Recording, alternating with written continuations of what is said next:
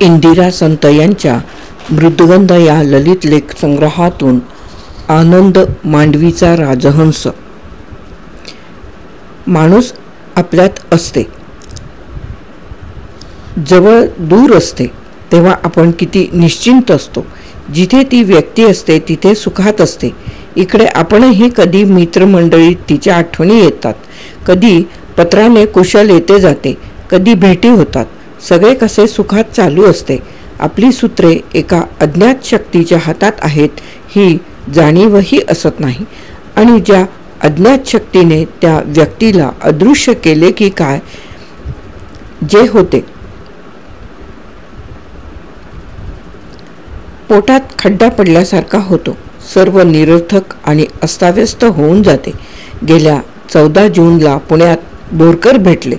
एकदा शालिनी बाईंच्याकडे वासंती त्यांना घेऊन आली तेव्हा पुन्हा त्यांच्या घरी बोलता बोलता प्रकृतीच्या संदर्भात ते म्हणाले, माझ्या प्रसन्न मुक्त स्वभावानं मला मृत्यूही मनानं मलूल करू शकणार नाही.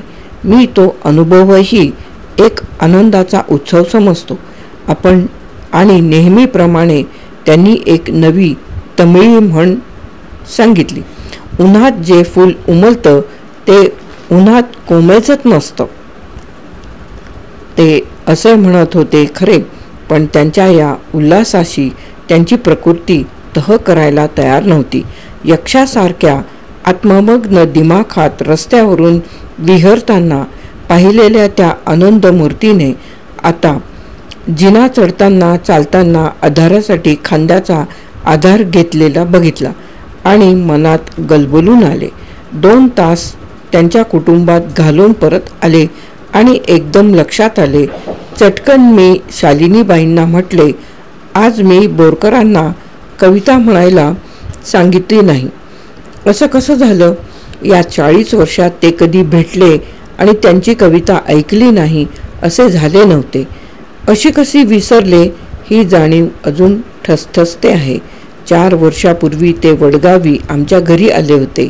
येता येताच म्हणत आले, इंदिराबाई, आपण अशा वयात आहोत की पुढच्या खेपेला भेटू असं ठाम सांगता येत नाही. म्हणून मुद्दाम भाचीकडे थांबून आलो आहे.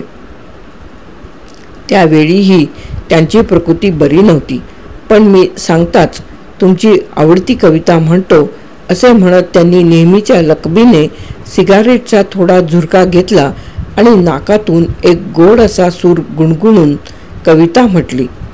त्या दिसा वडाकडेनं गडद तिन्ही सांजा, मंद मंद वाजत आयली तुझी गो पैंजणा.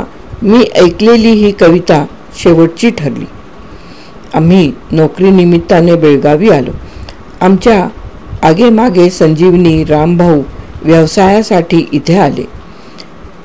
डॉक्टर ग.ब. ग्रामोपाध्ये लिंगराज कॉलेजमध्ये आले. हे स्नेहाचे अतूट धागे आमच्याबरोबर आले. त्याचवेळी पु. म. लाड येथे न्यायाधीश म्हणून आले. इथे डॉक्टर याळगी, शालिनीबाई आणि बाबूदादा वि. म. कुलकर्णी हे स्नेही लाभले. बेळगावचा आमचा आनंद म्हणजे मित्रमंडळींच्या भेटीचा उत्सव. अवघ्या 11 वर्षांच्या संसारात ही बेळगावची 4 वर्षे अतिशय सुखात गेली. त्याला 2 कारणे, हे जीवाभावाचे मित्रमंडळ आणि बेळगावचा निवांत असा हिरवा तांबडा निळा निसर्ग. त्यावेळी बेळगाव मुंबई इलाख्यात होते तेव्हा पुण्या मुंबईकडचे साहित्यिक मान्यवर धारवाड, गदग, मिरज, सांगली, गोवा इकडे वारंवार येत आणि आले की बेळगावी 1 दिवस तरी थांबल्याशिवाय जात नसत. सोपानदेव, चौधरी, गजानन वाटवे, बोरकर ही मंडळी वारंवार येत. आमच्यापैकी कुणाकडेही उतरले तरी 1 दिवस आम्ही एकत्र भेटत असू. या बैठकींना शालिनीबाई येत. आपला व्यवसाय सांभाळून डॉक्टर येत. एखादे वेळी ही सर्व मंडळी लाडांकडे भेटत. बोरकर तर बहुधा त्यांच्याकडेच उतरत. एकदा संजीवनीकडे इतकी सुंदर मैफल जमली. गजानन वाटवेंनी त्यावेळी तांब्याचे हृदय सांग चोरिले कशास सुंदरी ही नवीनच बसवलेली कविता सोपानदेव चौधरींची झोक तोल तोल ग कविता त्यांच्या कोट्या संजीवनीचे शांत सागरी हे अवीट गाणे गायले आणि बोरकरांच्या कवितांचे गायन हे संपताना पहाटे 3 वाजले. प्रत्येक कार्यक्रमाला 3-3दा वन्स मोर मिळाला.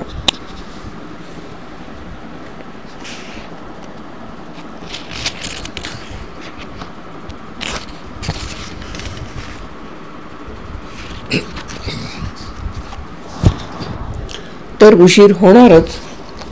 बोरकरांची आणि यांची पहिल्या भेटीतच मैत्री जमली. बेळगावी ते कधीही येत नसत. अचानक दारात उभे राहत त्यांचा ठरलेला पोशाख, सोगा सोडलेले धोतर, झब्बा वा शर्ट आणि 2 बोटात सिगारेट, मंद मंद वलये निघणारी आले की त्यांना अगदी कडकडून भेटायचे. स्नेहाचा आनंद त्यांच्या डोळ्यांतून चेहऱ्यावरून ओसंडून यायचा. मग गप्पा, वाद, विनोद, वाचन, कविता, गायन, वेळेचा हिशेब उरतच नसे. जाताना फक्त 1 कप कडू काळी कॉफी हे म्हणत बोरकर आले की कोजागिरी साजरी केल्यासारखं वाटतं. त्यांच्या चालण्यातील दिमाख, त्यांची प्रसन्नता, निर्व्याज बोलणे, त्यांचे काव्य हे सर्व मिळून होणाऱ्या व्यक्तिमत्वामुळे आम्ही त्यांचे नाव राजहंस ठेवले होते. बऱ्याच दिवसांत कवी आले नाहीत की मी यांना म्हणे, तुमचा राजहंस आला नाही बरेच दिवसांत हे म्हणत, होय ग, आठवण येते नाही.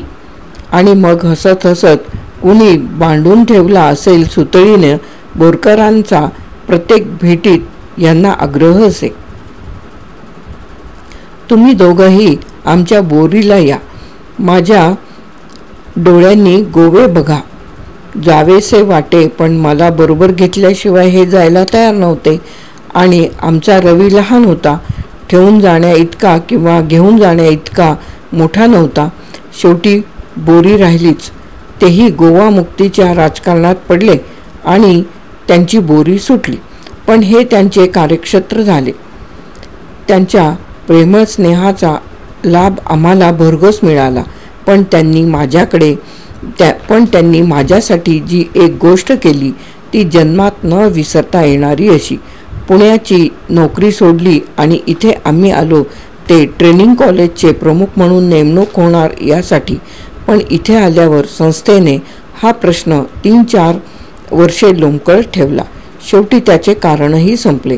माझ्या मनात त्यामुळे खंत होती. मी त्याच वर्षी बीटीचा कोर्स घेतला. परीक्षेला 4 महिने असताना शांताबाई कुशाळकर मला भेटायला मुद्दाम आल्या होत्या. तू परीक्षा दिलीस की मला पत्र टाक, मी सांगलीला तुझ्या नोकरीची व्यवस्था करते असे आश्वासन देऊन त्या गेल्या. संस्थानातील मुलींच्या शाळा तपासनीस म्हणून त्या अधिकारी होत्या. त्यामुळे मी पुढील व्यवस्थेबद्दल निश्चिंत होते. मला ट्रेनिंग कॉलेजमध्ये नोकरी करायची नव्हती. परीक्षा पार पडताच सांगलीचा विचार मनात सुरू झाला आणि एक दिवस रात्री 12च्या सुमारास दारावर कोणी थाप मारली. मी जागी झाले. मला चोराचे फार भय. मी चंदूला उठवले, कंदील मोठा केला आणि खाली गेले.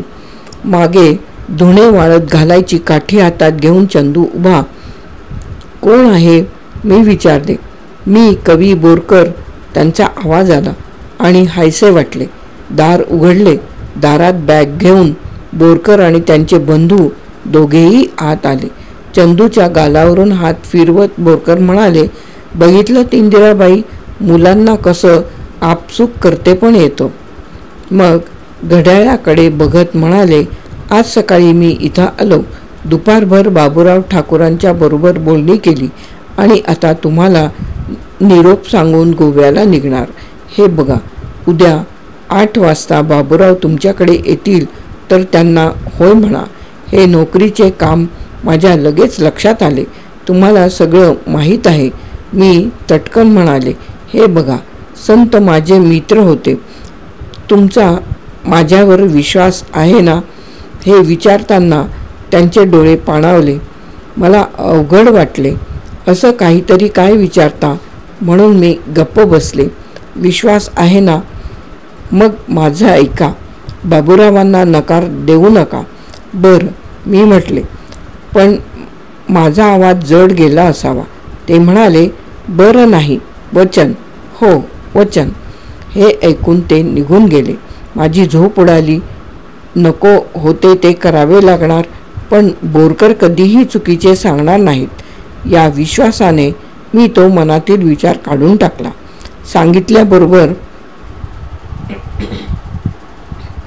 सांगितल्याप्रमाणे बाबूराव आले.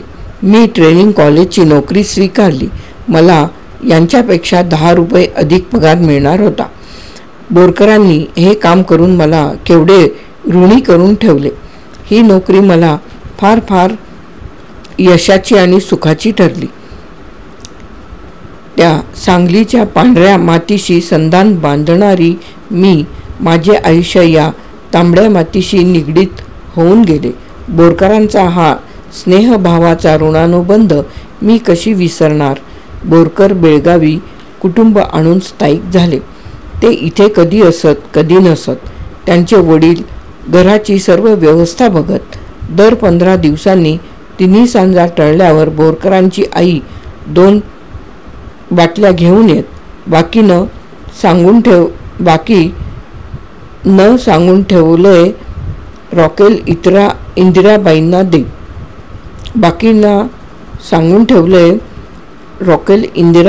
दे. त्यांच्या घराला वीज नाही असे म्हणून जरा गप्पा मारून तुझं काय हवा ता सांग गो असे मला समजणाऱ्या कोकणीत म्हणून जायला उठत. मला भरून येई. हा स्वप्नात धुंद असणारा कवी रॉकेलची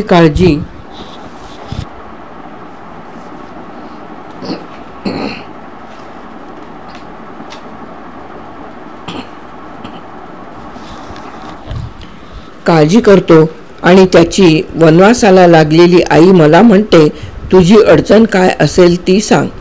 एकदा बोरकर म्हणाले, मी कादंबरी लिहीन म्हणतो, पण घरात येणं जाणं फार जमत नाही. लगेच मी म्हटलं, मी कॉलेजला गेले की घरी कुणी नसतं. मला यायला 6 वाजतात. शेजारी माईंकडे किल्ली असते. केव्हाही येऊन लिहित बसा. मी नोकरीवरून आले आणि टेबलावरचे रक्षापात्र भरलेले दिसले की ते येऊन गेले असे समजायचे. त्यांच्या या भावीण कादंबरीचे पहिले वाचन आमच्याच घरी नेहमीच्या मित्रमंडळासमोर झाले. सर्वांना खूपच आवडली. शेवटी तिला गोव्याचे सुवर्णपदकही मिळाले. हे कुटुंब पुण्याला स्थायिक झाल्यावर मी एकदा त्यांच्या घरी गेले. अक्का काही वाटत होत्या. बोरकरांचे आणि त्यांचे गोमंतकी कोकणीत काही खटमधूर चालले होते. मला बघताच ते पाठ पुढे सारत म्हणाले, तुम्हाला सांगीन म्हणतच होतो. प्रसंग आला की स्त्रीच्या सुप्त शक्ती किती प्रकट होतात याचाच आता अनुभव घेतोय मी. आत ही बघा, माझ्या आईच्या छत्राखाली वाढलेली जबाबदारी म्हणजे काय ते माहीत नसणारी, व्यवहारात तर शून्यच, कधी बाहेर पडली तर वहीजवळची ओळ वेचायला, अशी ही आता किती समर्थपणे सगळं सांभाळते आहे. मुलांच्या शाळा, त्यांना पोचवणं, रेशन, बाजारहाट आणि हे सर्व मी दिलेल्या पैशात. पुन्हा माझ्या आवडीनिवडी सांभाळते ते वेगळंच. मी चकित होऊन गेलो आहे. वाटणे थांबवून अक्का हसत म्हणाल्या, तुम्ही बेळगावहून हरभऱ्याची झाडं आणलीत वाटतं.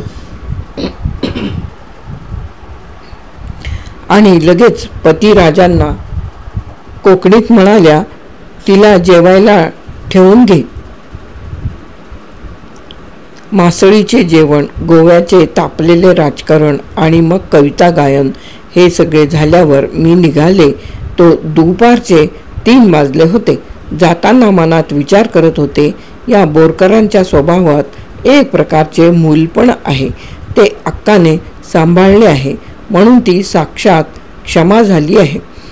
ते म्हणत, माझ्या बायकोला 8 मुलं, 7 तिची आणि मी 8वा.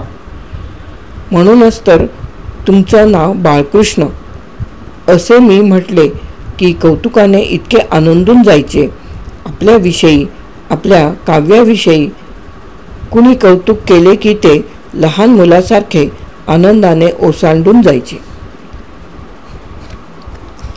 पुन्हा केव्हा तरी त्यांच्या पुण्याच्या घरी गेले तेव्हा बोरकर आणि अक्का अगदी खुशीत होते.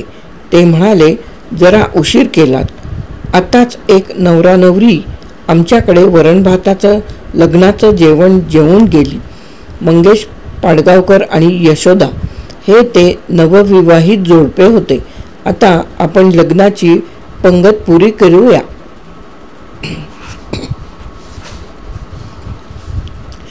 असे त्यांनी म्हणताच अक्कांनी ताटं घेतली. यावेळी टेबल होते. वरण भात, सोलकडी बरोबर त्या दोघांच्या लग्नातले साहस, त्यांचे कौतुक. मग जेवणानंतर आपल्या कवितांची मेजवानी. पाडगावकरांवर त्यांचा मुलापेक्षा अधिक लोभ. आमच्या आप्पांना कवितेत अजिबात रस नसे, पण बोरकरांची कविता ते आवर्जून वाचत. एकदा त्यांच्या वाचनात ही कविता आली. मी नंदा घरची बावडी ग, दिसुनी क्षणभर श्याम मनोहर, त्या सम झाले लालडी ग. लगेच त्यांनी बोरकरांना बोलावून घेतले. त्यांना म्हणाले, मी तुमची कविता वाचली. वाचतानाच तो किती नाजूक वाटला.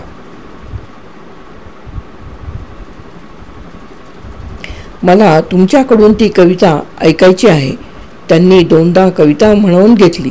अगदी खुश होत म्हणाले, बालगंधर्वांनी खाडिलकरांच्या खडबडीत कठोर ओळींना आपल्या स्वराचा स्पर्श केला आणि त्या ओळी रेशमाच्या गोफासारख्या झाल्या. तुमच्या प्रतिमेनं या ला केवढा कोवळेपणा दिला. तुमच्या भाषेत म्हणजे चांदण्याची कोवळीक, बरोबर ना? आप्पांनी ती कविता आपल्या एका कादंबरीत घेतली आहे. बोरकरांची भेट झाली की एखादा नवा विचार, नवा अनुभव, नवी म्हण, कवितेतील एखादी ओळ, किंचित नाकात म्हटलेल्या कवितेतील सूर व कल्पना यांच्या संगमाच्या सुंदर जागा, त्यांचे विभ्रम, यातले काही ना काही मनात रुजल्याशिवाय राहत नाही. असे सहज काही सुंदरसे देऊन जाणारी व्यक्ती विरळच. आजवर त्यांच्या किती कविता वाचल्या, त्यांच्या मुखातून ऐकल्या. कवितेतील भाव सुंदर की शब्द सुंदर, स्वर सुंदर की विभ्रम सुंदर, या संभ्रमात श्रोता असतानाच कविता संपायची. केव्हाही त्यांची कविता पुस्तकातून वाचू लागले की त्या ओळींमधून त्यांचा स्वरही मिसळतो. दृष्टीचा आणि श्रुतीचा हा संगम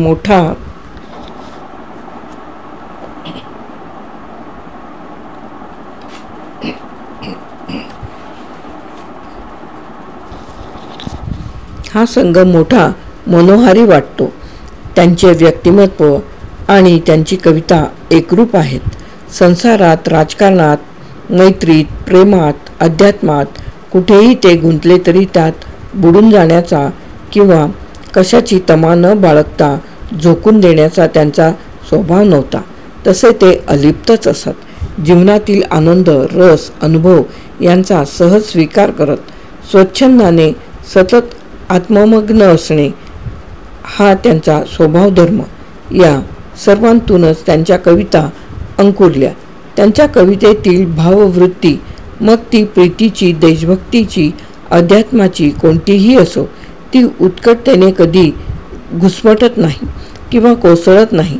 दूधसागरासारखी डोंगरावरून सांभाळून नाजूकपणे निनादत धावणाऱ्या बालिकेसारखी ती वाटते. आज चांदणवेल चालता चालता या ओळींवर आले आणि थांबले. विश्व हवे, सर्वस्व हवे आणि मृत्यू समोर सयंत्र हवा. शरात परीही विव्हळशी तनू उरात अमृत मंत्र हवा. ज्या दिवशी बोरकर बेशुद्ध झाले त्याच दिवशी त्यांनी अमृत मंत्र जपायला घेतला. देहाची काळजी त्यांना कुठे होती. आनंद मांडवीचा तो राजहंस, दूधसागराच्या मोत्यांचे त्याचे दाणापाणी, सहज सहज एखाद्या यक्षासारखा तो विहरत गेला, माय मराठीला संपन्न करून, जवळच्यांना स्नेह्यांना दूरस्थांना आपल्या आठवणी देऊन. इंदिरा संत यांचा आनंद मांडवीचा तो राजहंस.